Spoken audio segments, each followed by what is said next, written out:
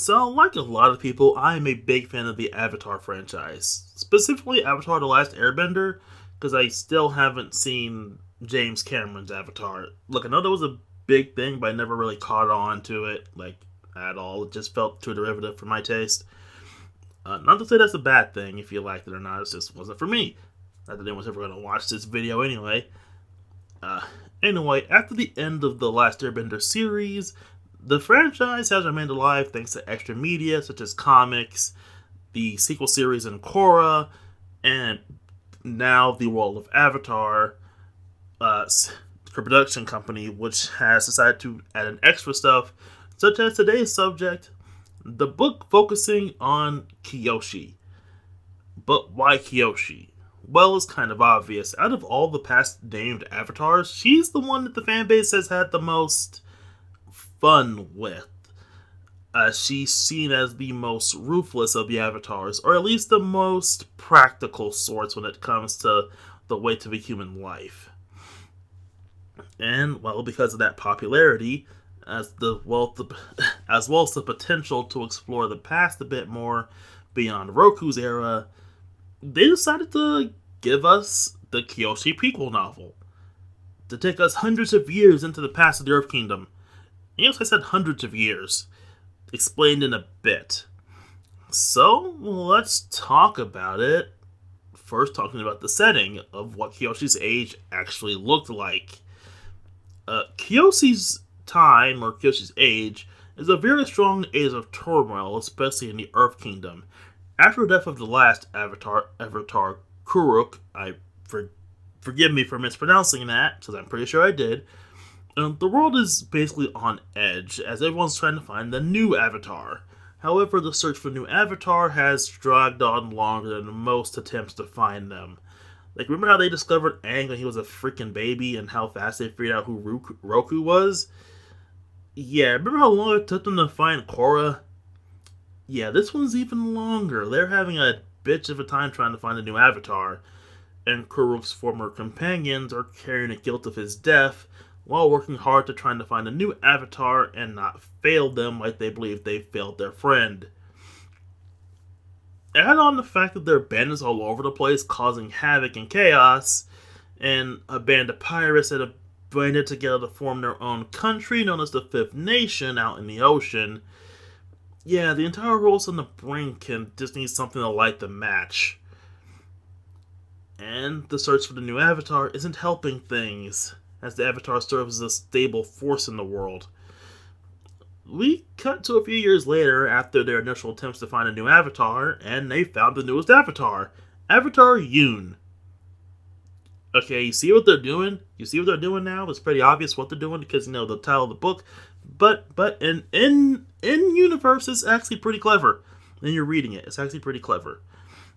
Avatar Yoon is the newest Avatar who's working hard to master the four elements, but is having difficulty outside of his native element of Earth, and has his own little companions, including a rather tall young servant girl named Kiyoshi, who has difficulty with even earthbending, as her earthbending is too strong and she can basically level a mountain by accident. Yeah, you see what they're doing. But Kiyoshi wants to work hard serving Yoon, as she kind of has the feels for him, and he kind of has the feels for her, but they don't really want to work on those.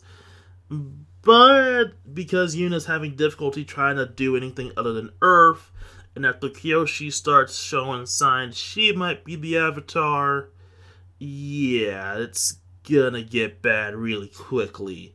Especially because the Avatar, as I stated earlier, is a stable force in the world. And since they've been prostrating Yoon as the Avatar up until now, if suddenly it turned out he isn't the Avatar, what would that mean for the rest of the world?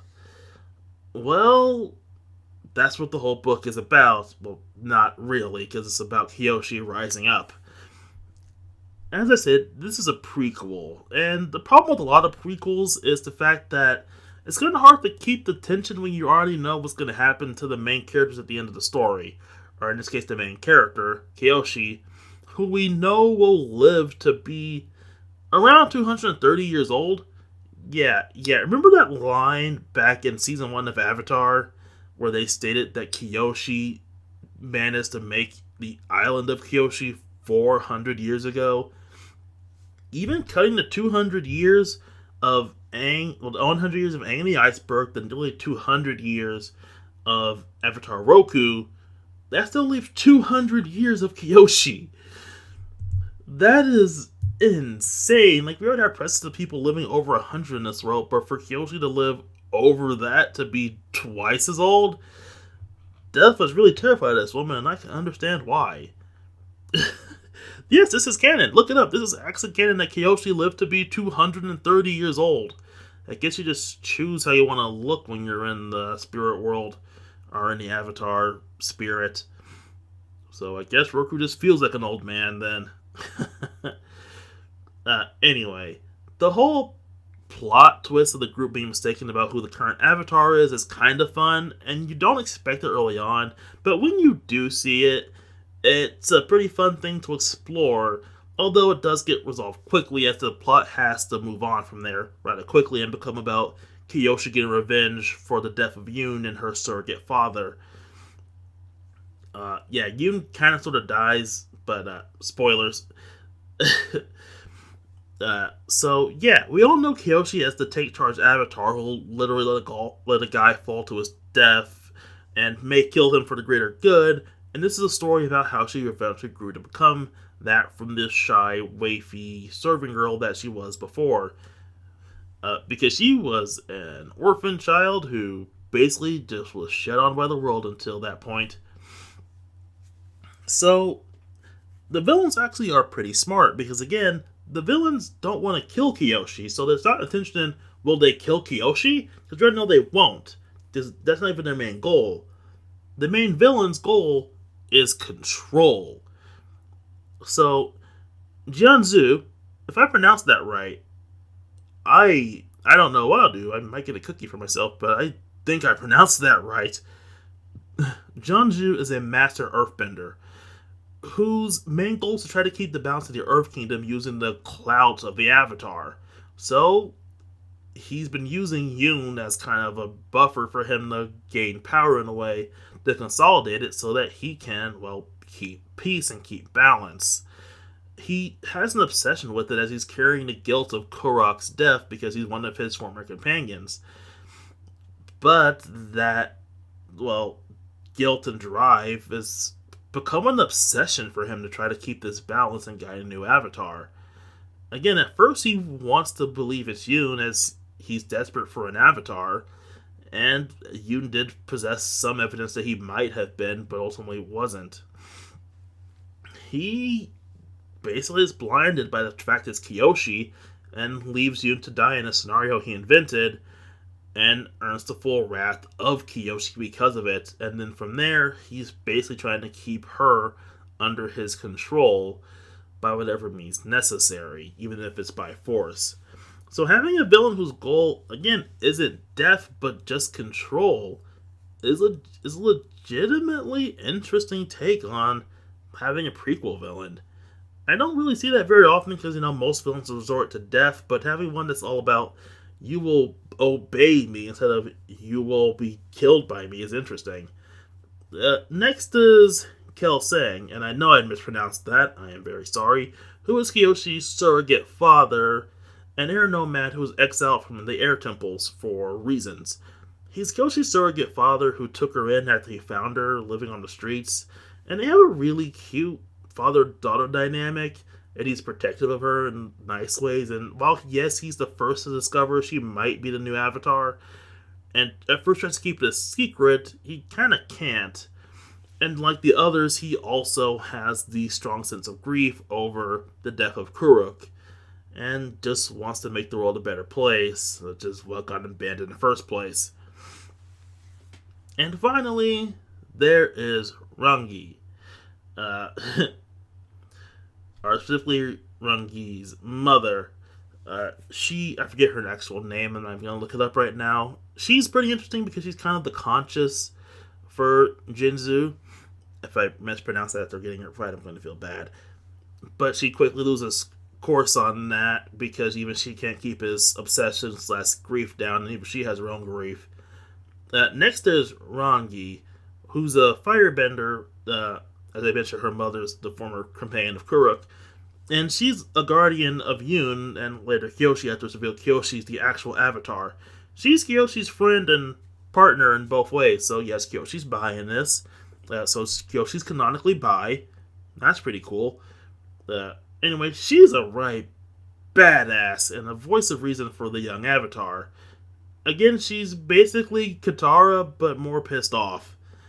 In that way, too. There's also the Flying Opera Company, who's a group that gets involved with Kiyoshi after she runs away from Jinzu, prior to the book.